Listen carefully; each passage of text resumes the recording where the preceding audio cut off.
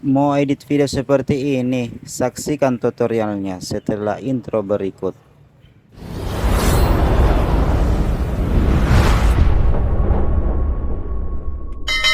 Kita rekor ya teman-teman, seperti ini. Jadi seolah-olah objeknya menembus pagar ya. Seperti ini teman-teman. Saya sampaikan lagi, untuk rekornya ini harus memakai tripod ya, agar videonya tidak goyang. Oke, kita lanjut ke aplikasinya. Oke teman-teman, kita lanjut ke aplikasi CapCut-nya.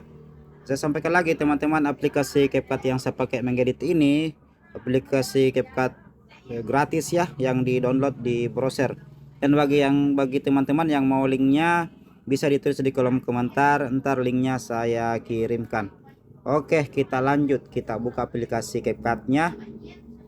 Kita masuk ke proyek baru, kita masukkan video yang sudah kita rekor ya teman-teman. Kita tambah. Oke, sekarang kita sudah masuk di pengeditannya. Ini adalah layarnya dan ini adalah timelinenya. Kita bersihkan dulu ya teman-teman.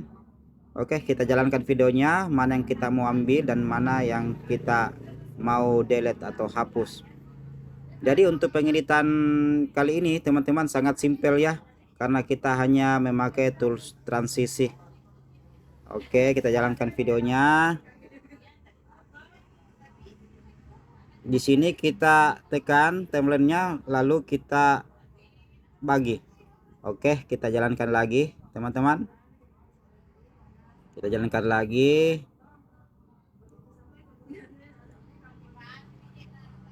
Oke, di sini kita bagi lagi ya teman-teman. Yang ini kita hapus, yang kita tidak gunakan. Oke, kita jalankan dulu hasilnya bagaimana. Oke, seperti itu teman-teman. Jadi kita kasih transisi ya teman-teman, di antara video ini kita tekan, kemudian kita cari mix.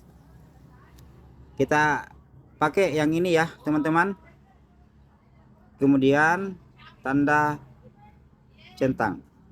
Oke, kita coba ya teman-teman. Oke, jadi seolah-olah objeknya menembus pagar ya. Sangat simpel teman-teman, dan sangat mudah untuk ditiru. Saya coba lagi ya, saya ulangi lagi videonya teman-teman, bagaimana hasilnya.